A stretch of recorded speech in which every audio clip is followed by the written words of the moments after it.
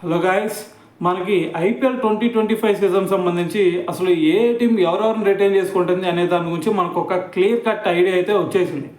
So అయితే మరి ఇది పక్కన పెడితే మనం సిఎస్కే టీం గురించి కనుక ఒక్కసారి మాట్లాడుకుంటే అసలు సిఎస్కే టీం అసలు స్ట్రాటజీ ఏంది, మొత్తం ఇప్పటి వరకు వాళ్ళు 65 కోట్లు పెట్టి మొత్తం 5 ప్లేయర్స్ని అయితే వీళ్ళు రిటైన్ చేసుకున్నారు.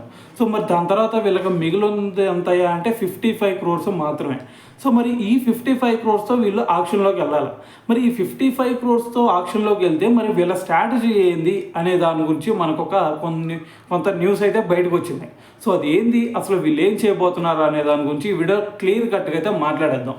అయితే మనందరికీ తెలుసు, సో సిఎస్కే అంటే వీళ్ళు చిన్న టీం ఉన్నా సరే సిఎస్కేలోకి రాగానే వాళ్ళు ఒక ఎక్స్ట్రాడినరీ బ్యాట్స్మెన్ లేదంటే ఒక ఎక్స్ట్రాడినరీ బౌలర్గా ఎదిగే ఛాన్సెస్ చాలా వరకు ఉంటాయి. సో మరైతే ఇక్కడ కనుక చూసుకుంటే మరి 55 క్రోర్స్లో దాదాపు వీళ్ళు 20 మంది ప్లేయర్స్ని అయితే కొనాలి. సో మరి వీళ్ళ స్ట్రాటజీ ఏంది అంటే అసలు వేరే ఏ టీముకి కూడా అందనటువంటి ఒక స్ట్రాటజీ అయితే వీళ్ళు ఫాలో అవబోతున్నారు. సో అదేంటయ్యా అంటే సో వీళ్ళు మొత్తం 20 మంది ప్లేయర్స్ని కొనాలి. సో అయితే ఈ ఆక్షన్లో వచ్చేసరికి వీళ్ళు మేజర్గా వీళ్ళు ఫాలో అవుతున్న స్ట్రాటజీ ఏంటి అంటే మనకి మెయిన్గా 11 ప్లేసెస్ ఎవరైతే ఆ 11 పొజిషన్స్లో ఎవరైతే ఆడుతూ ఉన్నారో మ్యాచ్లో, సో దాని మీద ఫుల్ ఫోకస్ మనకు ఉండాలి. సో వాళ్ళు ప్లేయింగ్ 11 పర్ఫెక్ట్గా పెట్టుకొని దాని తర్వాత చిన్న ప్లేయర్స్ కోసం వెళ్ళాలి అనేది వీళ్ళ స్ట్రాటజీ ఆక్షన్లో. మరి అయితే మనం ఈ 11 మెంబర్స్ ఈ 11 ప్లేయర్స్ ఎవరు అనేది ఇక్కడ చర్చ. సో ఆల్రెడీ మనకు తెలుసు ఒక ఐదుగురిని అయితే వీళ్ళు రిటైన్ చేసుకున్నారు. మరి దాని తర్వాత మిగిలింది ఎవరు, ఇంకొక 6 మాత్రమే. మరి ఆ 6 కనుక వీళ్ళు సరిగ్గా సెట్ చేసుకోగలిగితే సో వీళ్ళకి అంతకుముందు పూర్వ వైభవమే వచ్చే ఛాన్స్ ఉంది. సో ఇంకా కావాల్సింది వీళ్ళకి 6 మాత్రమే. సో మరి ఆ 6లో ఎవరున్నారు అనే దాని గురించి మనం మాట్లాడితే ఫస్ట్ టాప్ ఆర్డర్ నుంచి వద్దాం. టాప్ ఆర్డర్లో మనకి రుతురాజ్ గైక్వాడ్ ఉన్నాడు. సో రుతురాజ్ గైక్వాడ్ ఆటోమేటిక్గా మనకు తెలుసు అతని పర్ఫార్మెన్స్ ఎలా ఉండిద్దో.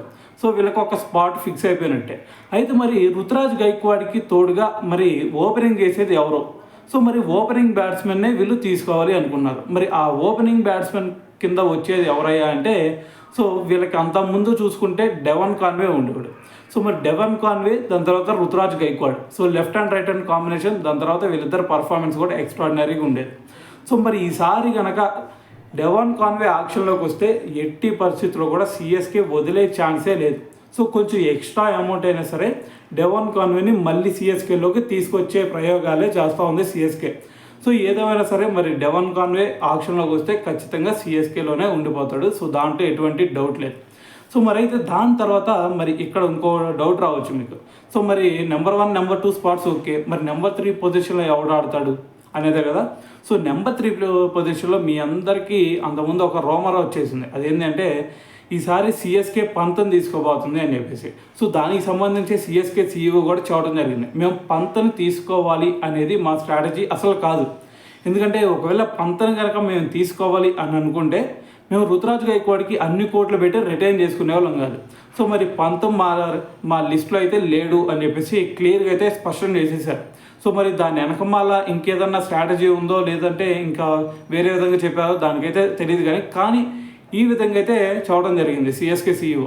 సో మరి అయితే మరి పంత్ని తీసుకోకపోతే మరి వీళ్ళు ఇంకెవరిని తీసుకోవాలి. సో మరి రేపు ఎంఎస్ ధోనికి ఒక బ్యాకప్ వికెట్ కీపర్ కావాల్సిందే. సో మరి దానికి Indian batsmen wicket keeper batsmen అయితే చాలా బాగుండిద్ది. సో దాంట్లో భాగంగానే వీళ్ళు ఇషాన్ కిషన్ కనుక ఈసారి ఆక్షన్లోకి వస్తాడు. సో ఆక్షన్లోకి వచ్చిన తర్వాత ఇషాన్ కిషన్ని ఎట్టి పరిస్థితుల్లో కూడా వీళ్ళు వదులుకోవాలి అని అయితే అనుకోవట్లేదు. సో ఖచ్చితంగా ఇషాన్ కిషన్ని వీళ్ళు కనుక టీంలో కనుక ఆక్షన్లో కొనుక్కోగలిగితే సో ఇషాన్ కిషన్ కూడా వీళ్ళకి ఒక మంచి ప్రయారిటీ అయ్యే ఛాన్స్ ఉంది. సో దాని తర్వాత నెక్స్ట్ ఇయర్ ఎంఎస్ ధోని ఉన్నా లేకపోయినా ఇషాన్ కిషన్ సో ఎంఎస్ ధోనికి వారసుడుగా ఉండే ఛాన్సెస్ కనిపిస్తూ ఉన్నాయి. సో అయితే నెంబర్ 3 స్పాట్లో ఇషాన్ కిషన్ ఓకే ఫిక్స్ అయిపోయాడు. మరి నెంబర్ 4 పొజిషన్లో ఎవరయ్యా అంటే మనందరూ తెలుసు కదా, శివన్ డూబే ఉన్నాడు. సో శివన్ డూబే వచ్చేసరికి నెంబర్ 4 పొజిషన్లో ఆడతాడు. మరి నెంబర్ 5 పొజిషన్లో ఎవడు ఆడతాడంటే నెంబర్ 5th పొజిషన్ కోసమే వీళ్ళు ఒక 3 ప్లేయర్స్, అది కూడా వీళ్ళు ఒక టాప్ క్లాస్ 3 ప్లేయర్స్ కోసం చూస్తూ ఉన్నారు. సో మరి వాళ్ళు ఎవరయ్యా అంటే ఫస్ట్ మీ అందరికీ తెలిసిన ఒక భారీ హిట్టర్ గ్లెన్ మ్యాక్స్వెల్. సో మరి గ్లెన్ మ్యాక్స్వెల్ని ఆర్టీఎం యూజ్ చేసి బెంగళూరు తీసుకుందే అనుకుందాం. సో మరి దాని తర్వాత మరి ఇటువంటి పరిస్థితుల్లో ఏం చేయాలి, గ్లెన్ ఫిలిప్స్ని తీసుకుందాం అనేది వీళ్ళ స్ట్రాటజీ. సో మరి గ్లెన్ ఫిలిప్స్ మరి దొరుకుతాడా అంటే మ్యాక్సిమం దొరికే ఛాన్సెసే ఉన్నాయి. సో మరి గ్లెన్ ఫిలిప్స్ కూడా దొరకలేదు అనుకోండి, లియామ్ లివింగ్స్టోన్. సో మరి లివింగ్స్టోన్ని కనుక మరి లివింగ్స్టోన్ని ఏదన్నా ఆర్టీఎం యూజ్ చేసి వాళ్ళు మళ్ళీ రిటర్న్ చేసుకుంటారా అంటే సో మరి చేసేది ఏం లేదు. ఈ ముగ్గురులో ఎవరో ఒకరు మాత్రం ఖచ్చితంగా తీసుకోవాల్సిందే అనేది సిఎస్కే స్ట్రాటజీ. సో వీళ్ళందరూ దొరకలేదే అంటే మరి వీళ్ళకి ఒక స్పిన్ ఆల్రౌండర్ కింద శాంట్నర్ని తీసుకోవాలి అని చెప్పేసి వీళ్ళ స్ట్రాటజీ అయితే ఉందన్నమాట. సో మరి వీళ్ళ నలుగురు చూస్తే నలుగురు కూడా స్పిన్ ఆల్రౌండర్సే. సో అందుకని చెప్పేసి వీళ్ళు ఎవరో దొరకకపోతే ఆర్టీఎం యూజ్ చేసో లేదంటే ఇంకా సో మళ్ళీ శాంట్నర్ని తీసుకోవాలి అనేది సిఎస్కే స్ట్రాటజీ అనమాట. సో అయితే మరి ఇదంతా పక్కన పెడితే మరి నెంబర్ 6th పొజిషన్లో ఎవడు ఆడతాడంటే మరి మనందరికీ తెలిసి జడేజా నెంబర్ 6 పొజిషన్లో అవుతాడు. మరి నెంబర్ 7th పొజిషన్ అంటే ఎంఎస్ ధోని. సెట్ అయిపోయింది, వీళ్ళ 7 పొజిషన్స్ సెట్ అయిపోయినాయి. సో మరి దాని తర్వాత ఇంకొక 4 ప్లేయర్స్ ఉండాలి. ఆ 4 ప్లేయర్స్లో మరి వీళ్ళు మెయిన్గా బౌలర్స్ కోసమే వెళ్ళాల్సిన సిచ్యువేషన్ ఉంది. మరి ఆ బౌలర్స్ కోసం వెళ్ళాల్సిన సిచ్యువేషన్ ఉన్నప్పుడు మరి బౌలర్స్ ఎవరిని తీసుకోబోతున్నారు వీళ్ళు. సో దానికి వచ్చేసరికి నెంబర్ 8th పొజిషన్కి వచ్చేసరికి వీళ్ళకి ఒక స్పిన్ ఆల్రౌండర్ కావాలి. సో మరి దాంట్లో భాగంగానే వాషింగ్టన్ సుందర లేదంటే రవిచంద్రన్ అశ్విన్. సో వీళ్ళిద్దరిలో ఎవరో ఒకరిని తీసుకోవాలి అనేది సిఎస్కే స్ట్రాటజీ అనమాట. సో మరి వీళ్ళిద్దరిలో ఎవరో ఒకరు దొరికేశారంటే మెయిన్గా అశ్విన్ని తీసుకోవాలని అనుకుంటున్నారు. సో వీళ్ళిద్దరిలో ఎవరో ఒకరు ఖచ్చితంగా దొరుకుతారు.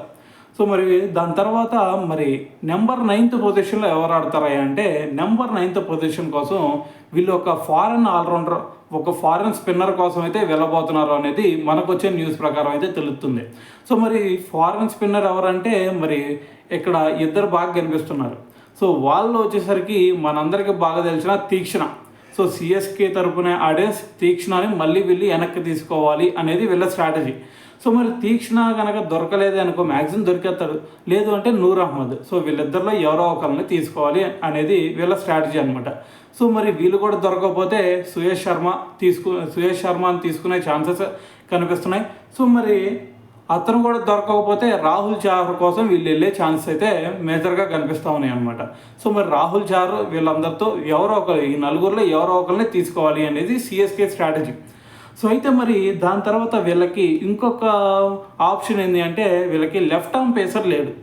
మరి లెఫ్ట్ ఆర్మ్ పేసర్ కోసం మరి ఎవరిని తీసుకోవాలి అని ఆలోచిస్తే వీళ్ళు మేజర్గా ఒక 3 పేసర్ల కోసం చూస్తున్నారు లెఫ్ట్ ఆర్మ్ పేసర్లో. సో ఆ 3 కూడా జైదేవ్ ఉనాద్కట్ ఒకడు, దాని తర్వాత టీ నటరాజన్ ఒకడు, సో దాని తర్వాత ఖలీల్ అహ్మద్ ఒకడు. సో వీళ్ళ 3 ఎవరో ఒకరిని ఖచ్చితంగా తీసుకోవాలి అని అయితే సిఎస్కే భావిస్తూ ఉంది. సో మరి వీళ్ళందరూ ఓకే. సో మరి దాని తర్వాత మరి రైట్ ఆర్మ్ పేసర్ని ఎవరన్నా వీళ్ళు టార్గెట్ చేస్తున్నారా అంటే రైట్ ఆర్మ్ పేసర్లో వచ్చేసరికి ఆల్రెడీ వీళ్ళకి పతిరానా ఉన్నాడు. సో మరి పతిరానాకి తోడుగా ఇంకొక బౌలర్ ఖచ్చితంగా వీళ్ళకి కావాల్సిందే. సో మరి పతిరానాకి తోడుగా ఎవరన్నా ఉన్నారా అంటే వీళ్ళు మళ్ళీ సిఎస్కే ఎక్స్ ప్లేయర్స్ గురించి ఆలోచిస్తున్నారు.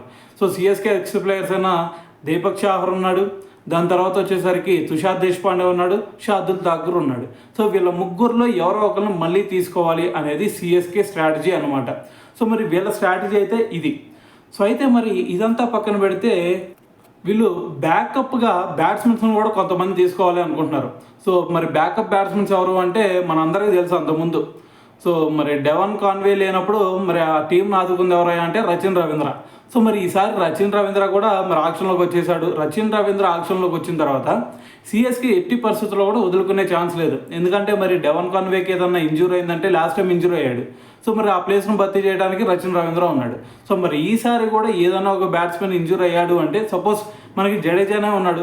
సో జడేజా ప్లేస్ని ఏదన్నా రీప్లేస్ చేయాలన్నా రచిన్ రవీంద్ర పనికొస్తాడు. డెవన్ కాన్వే ఉన్నాడు, డెవన్ కాన్వే ప్లేస్ని రీప్లేస్ చేయాలన్నా రచిన్ రవీంద్ర పనికొస్తాడు. సో ఇటువంటి సిచ్యువేషన్ ఏదన్నా ఏర్పడితే మళ్ళీ మనకి రచిన్ రవీంద్ర దగ్గరికి వెళ్ళాల్సిందే అనే ఉద్దేశంతో మరి రచిన్ రవీంద్రాన్ని కూడా ఆక్షన్లో ఖచ్చితంగా ఎట్టి పరిస్థితుల్లో వదిలే ఛాన్సెస్ అయితే సిఎస్కేలో కనిపించట్లేదు అనేది మనకు వచ్చే న్యూస్ బట్టి మనకు అర్థమవుతూ ఉంది. సో అయితే మరి ఇదండి మరి సిఎస్కే స్ట్రాటజీ అయితే ఇది. వీళ్ళ దగ్గర ఇంకా ఉంది 55 కోట్లు మాత్రమే. సో ఆల్రెడీ 65 crores ఖర్చు పెట్టేశారు, ఇంకా 55 కోట్లు మాత్రమే వీళ్ళ దగ్గర అయితే ఉంది. సో మరి దీన్ని ఎలా యూజ్ చేస్తారు అనేది ఇక తర్వాత మ్యాటర్. సో మరి వీళ్ళందరూ కూడా మరి మిగిలిన 55 కోట్లకి వీళ్ళందరూ దొరుకుతారా అంటే మేజర్గా దొరికే ఛాన్సెస్ ఎక్కువ కనిపిస్తున్నాయి. ఎందుకంటే వీళ్ళ దగ్గర ఉన్న చిన్న ప్లేయర్స్ ఎవరు కూడా నాకు తెలిసి 10 కోట్ల పైన వెళ్ళే వాళ్ళు కూడా చాలా తక్కువగా కనిపిస్తున్నారు. సో వీళ్ళ స్ట్రాటజీలో ఉన్నోళ్ళు. సో దీన్ని బట్టి మరి ఖచ్చితంగా వీళ్ళందరూ కూడా ఒక 5-6 కోట్లకు దొరికే ప్లేయర్సే. సో ఖచ్చితంగా మళ్ళీ 5-6 కోట్లకే వీళ్ళు మళ్ళీ సిఎస్కేలోకి తీసుకునే ఛాన్సెస్ కూడా ఎక్కువగానే కనిపిస్తూ ఉన్నాయి. సో మరైతే దీని గురించి మీరేమనుకుంటున్నారు? దాని తర్వాత సిఎస్కేలోకి ఇంకా ఎవరెవరో సిఎస్కేలోకి వస్తే బాగుండిద్ది అనుకుంటున్నారో కామెంట్ చేసేయండి.